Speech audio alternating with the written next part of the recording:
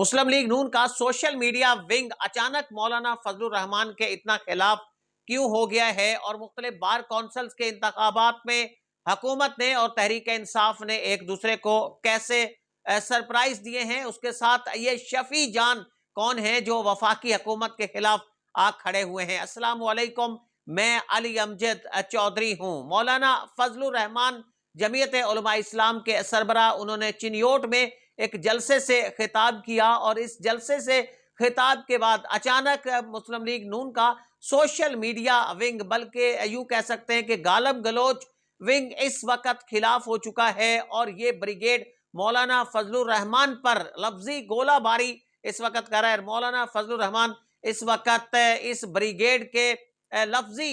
حملے ہیں، ان کی عزت کے اندر ہیں۔ اس کی وجہ یہ بتائی گئی ہے کہ مولانا فضل الرحمان نے جہاں مذہبی اجتماع سے خطاب کیا، انہوں نے مریم نواز شریف صاحبہ پر تنقید کی، اور اس تنقید کا محور یہ تھا کہ مریم نواز شریف صاحبہ نے جس طرح علماء کرام کو وہاں پہ بلایا ہے لاہور میں، اور پھر انہیں ہدایات دی ہیں، وہاں انہیں ڈائریکشنز دی ہیں۔ کچھ ایسے علماء کرام تھے جو مولانا فضل الرحمان سے متعلقہ تھے، ان کی جماعت سے متعلقہ تھے، یا ان کے جو مدارس کا ایک بورڈ ہے اس سے متعلقہ تھے۔ یہ لوگ جب وہاں پہ گئے اور انہوں نے مولانا فضل الرحمان سے کہا کہ ان کا یہ خیال تھا کہ ٹی ایل پی کو جس طرح کرش کیا گیا ہے، یہ ٹی ایل پی پر جس طرح کریک ڈاؤن کیا گیا ہے، اس کے بعد حکومت پنجاب کا رویہ نسبتاً معذرت خانہ ہوگا، یا کم از کم ایک نرم لہجہ ہوگا جو علماء کرام کی طرف ہوگا۔ لیکن جو علماء کرام وہاں پہ گئے، مبینہ طور پر وہ یہ کہتے ہیں کہ وہاں محترمہ مریم نواز شریف صاحبہ کا رویہ کوئی نرم نہیں تھا، کوئی معذرت خانہ نہیں تھا، بلکہ انہوں نے اب بھی ڈٹ کر علماء کرام کو ڈائریکشنز دی ہیں، ہدایات دی ہیں، اور یہ علماء کرام جو سینئر علماء کرام تھے، ان کا تعلق ان میں سے کچھ کا جمعیت علماء اسلام سے بھی تھا، اور مولانا فضل الرحمان سے متعلقہ جو مدارس بورڈ ہے اس سے بھی ان کا تعلق تھا۔ تو یہ علماء کرام جب وہاں سے آئے ہیں، انہوں نے مولانا فضل الرحمان سے یہ بات کی ہے کہ کس طریقے سے ان سے ڈیمانڈز کی جا رہی ہیں، کس طریقے سے انہیں ماہانہ تنخواہ کے بدلے ڈیمانڈز ان سے کی جا رہی ہیں، انہیں کیا کیا ڈائریکشنز وہاں پہ دی گئی ہیں، اور انہیں جس طرح احکامات دیے گئے ہیں۔ تو یہ بڑا تحکمانہ قسم کا ایک لہجہ تھا۔ اس بات پر مولانا فضل الرحمان غصے میں آ گئے، اور پھر انہوں نے چنیوٹ میں جلسے میں جس طرح اس پر شدید تنقید کیا۔ مولانا فضل الرحمان کے تنقید کرنا تھا کہ ان پر اب لفظی گولہ باری شروع ہو چکی ہے، اور مسلم لیگ نون کا جو ونگ ہے، یہ بریگیڈ ہے، جو ان کا سوشل میڈیا بریگیڈ ہے، وہ اس وقت مولانا فضل الرحمان کو اپنے نشانے پر لیے ہوئے ہے۔ مولانا اس کے ساتھ چونکہ بہت اعلانات اس وقت کر چکے ہیں، اور انہوں نے یہ بھی کہا ہے کہ وہ اسلام آباد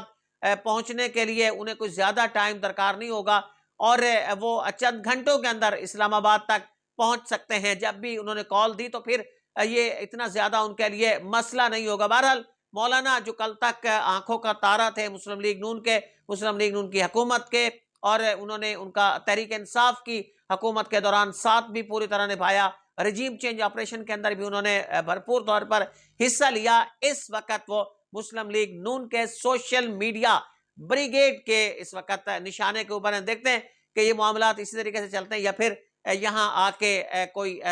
نرمی ہوتی ہے مولانا کے حوالے سے، یا پھر مولانا نرمی کرتے یا نہیں کرتے۔ بہرحال یہ بڑا امپورٹنٹ ہوگا۔ اب اس کے ساتھ شفیع جان نے آج پریس کانفرنس کیا۔ شفیع جان کوہاٹ سے یہ صوبائی اسمبلی کے رکن ہے، تحریک انصاف کے نوجوان ہیں، اور انہیں معاون خصوصی مقرر کیا گیا ہے وزیر اعلیٰ سہیل آفریدی کا۔ انہوں نے آج ایک پریس کانفرنس کی ہے، مینا خان آفریدی کے ساتھ مل کر انہوں نے پریس کانفرنس کی ہے، اور ایک جواب دیا ہے، اور اس جواب میں ان کا ایک فکرہ بہت زیادہ نوٹ کیا گیا ہے۔ اس میں کہا گیا تھا کہ جس طرح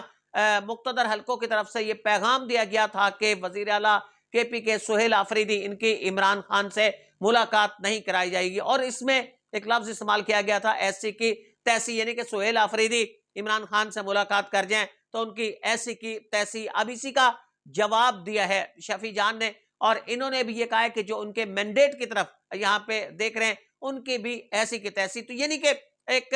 کل سے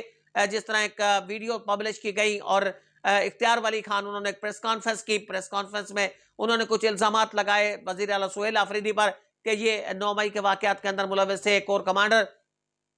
ہاؤس پر حملے کے حوالے سے یہ ان کی ویڈیوز ہیں. پھر اس کے بعد تحریک انصاف کے رہنماؤں نے جواب بھی دیا, آج پریس کانفرنس کی, اور اس میں بھی بھرپور جواب دیا گیا کہ یہ ویڈیوز زمان پار کی ہیں, یہ کور کمانڈر ہاؤس کی نہیں ہیں. اور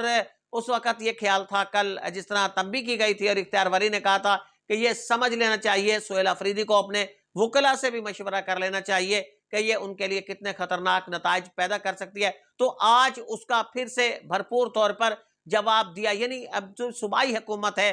وزیر اعلیٰ سہیل آفریدی ہیں, یا پھر ان کی ٹیم جو انہوں نے اس وقت منتخب کی ہے, یہ بھی بالکل بیک فٹ پر آنے کے لیے تیار نہیں ہے, سرنڈر کرنے کے لیے تیار نہیں ہے, بلکہ سہیل آفریدی کو جہاں بھی کوئی موقع ملتا ہے مقتدر حلقوں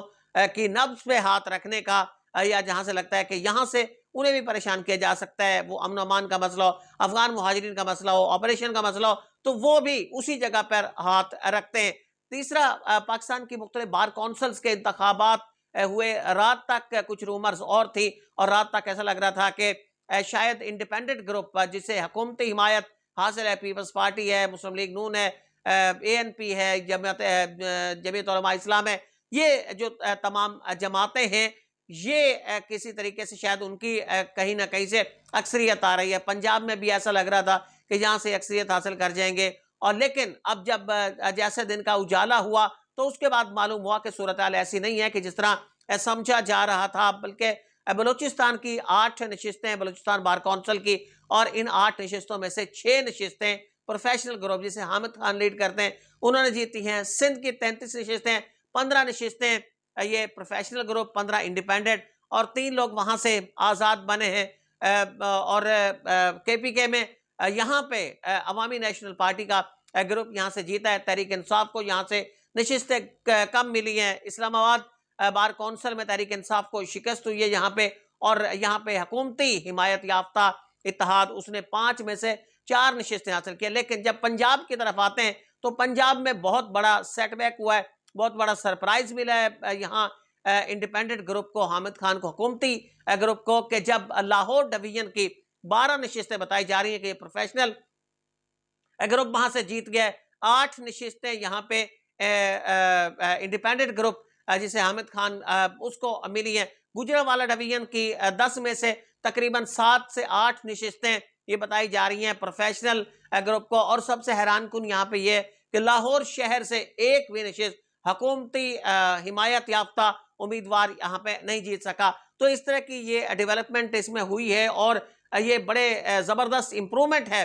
یہاں پہ پروفیشنل گروپ کے لیے, حامد خان کے گروپ کے لیے, کہ پاکستان بار کونسل میں ان کی ایک اچھی نمائندگی یہاں پہ ہو سکتی ہے. حکومت کوشش کرے گی کہ کسی طریقے سے یہاں پاکستان بار کونسل میں میجورٹی برقرار رہے انڈیپینڈنٹ گروپ کی, لیکن یہاں ایک بڑا زبردست قسم کی امپرومنٹ کی ہے. بہرحال یہ آج تک اہم موضوعات تھے.